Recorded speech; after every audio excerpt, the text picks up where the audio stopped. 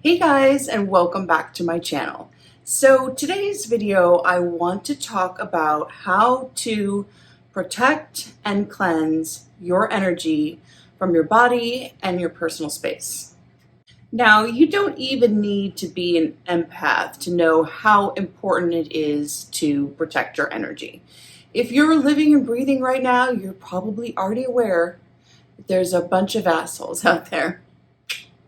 Let's see, there's narcissists, energy vampires, jealous haters, sorcerers, demons, all sorts of nasty things that will try to manipulate you and drain your energy and basically try to mess up your life. So this video is going to teach you how to protect your energy to avoid that, and also how to cleanse your energy and your personal space should you have the unfortunate episode of dealing with some negative energy. Okay, the first thing that you're going to need to do is set better boundaries with people. You don't always have to say yes, and you shouldn't care what they think if you say no. Now, it doesn't matter if it's a family member or someone you've known forever. Toxic is toxic. So let's just get that right out of the way. Now, you don't always need to cut someone out of your life that's toxic.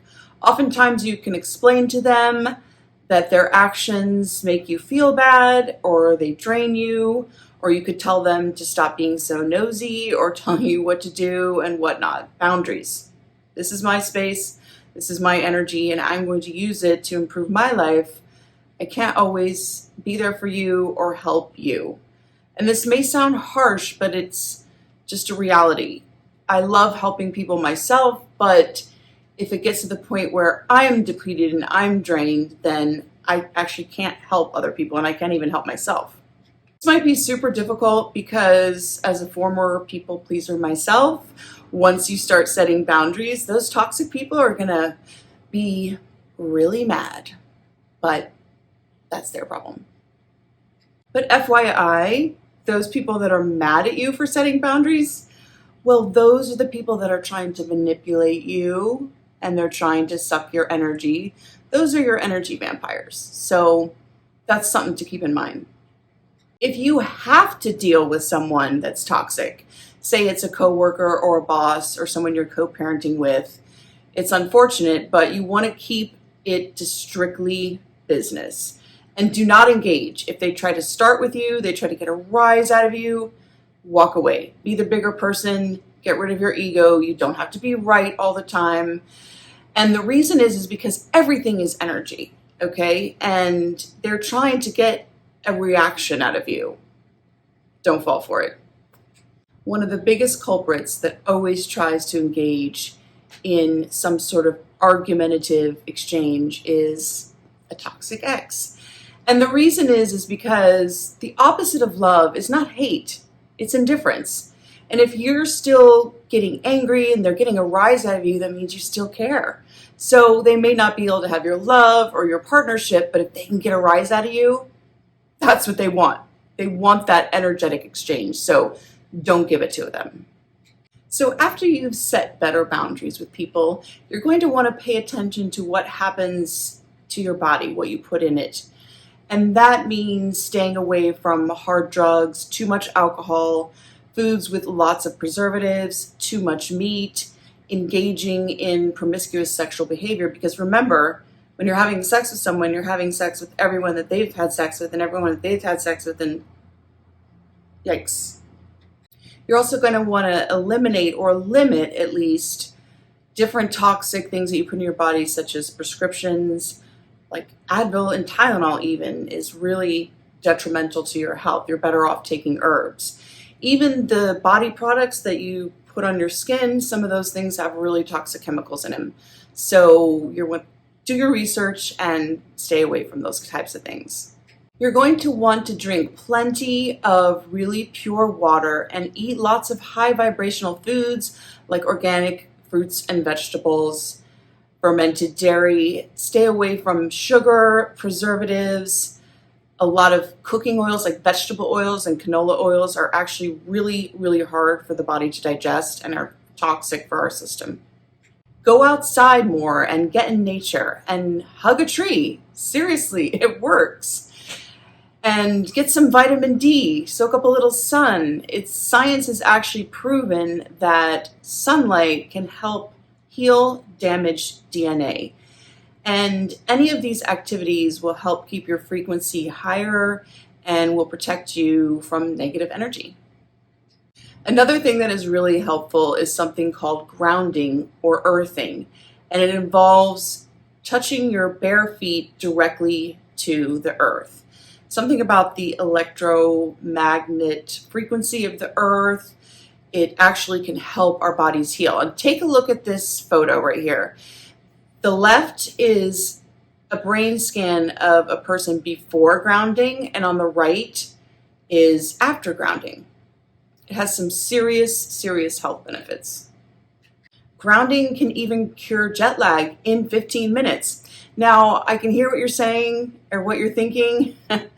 What if it's cold? What am I going to do? Well, there's plenty of grounding mats that you can buy for under your desk. I got one for my bed and I've been sleeping like a baby. And I'm going to leave a link in the description box to all the products that I'm recommending so you can check that out. But absolutely, the number one most important thing to keeping your frequency high is to watch your thoughts and your emotions, because every thought and feeling carries with it a certain frequency or vibration. And if you take a look at this chart that I'm going to put up here, any emotion like greed or fear or hatred or jealousy will keep you in a really low vibrational state. You're going to want to stick with the higher frequencies like joy, acceptance, love, that type of thing. Okay, let's move on to protecting your personal space. The first thing you want to do is get rid of declutter and any broken items. All items, all matter, hold energy, and if something's broken or you don't use it, it's just taking up space, and you want to declutter so that energy can move freely through your home. Another thing that you can do is just take regular salt and sprinkle it around the perimeter of your property. You can sprinkle it in front of your door. I sprinkle it around my balcony. Salt is very spiritual for some reason and has very protective qualities. One great way to cleanse your personal space is through a process called smudging, which is basically just using smoke for spiritually cleansing purposes. And this has been happening for centuries. Native Americans burn sage, priests burn incense in the church, and there's a reason for that, because it clears away negative energy. Now, there are many different products that you can use to smudge. You can burn sage, you can burn Palo Santo, which is a sacred wood. You can burn incense. Take your pick. I've left a bunch in the description box. So what you're going to want to do is take your sage bundle and light it. And you're going to want to get the smoke in all the corners of your house, especially under the bed and dark corners. You know, goblins, they like to hide in the dark, right? And you can say a prayer, you can chant affirmations, whatever you want. There's no really correct way to do it or right way, just whatever makes you feel good. Personally, I don't love the smell of burning sage, but science has proven that burning sage can actually kill up to 94% of airborne bacteria. So I'll put up with the smell. But I do really like the smell of Palo Santo. It smells really good. A lot of incense smells really good too, so take your pick. Another thing that you can use is a smudging spray or a protection spray. And I like to use this after I sage, just to kind of set the good energy into place. But it would be great for some place like the office where your boss might not be really happy burning sage around the office. Just saying. Depends on what kind of boss you have. After you burn the sage or smudge, you're going to want to open a couple of windows, because the negative energy has to be able to leave your space also. So Don't forget that. Okay, so what happens even after you protected yourself? You've still got some negative energy coming your way. There are things that you can do about it. The first thing that I love to do is just take a hot Epsom salt bath. And when I'm sitting in the bath, I'm visually sending back the evil eyes, take back your juju, to whoever's sending it. And I also let the water run out while I'm still in the bath. And I imagine all the negativity going down the drain. There's also a whole array of spiritual products out there that can cleanse you, like bath salts and floor washes. Hey, I got the Jinx Remover floor wash and it works great. One really important thing to keep in mind if you feel someone has hexed you or whatever is to take your spiritual bath, wash your floor, smudge your apartment, sprinkle salt all around, and then forget about it. Forget it. It's gone. You've returned it to sender, because the more you think it has power over you, then it will. And I promise you, if you keep yourself protected and grounded, then it can't affect you.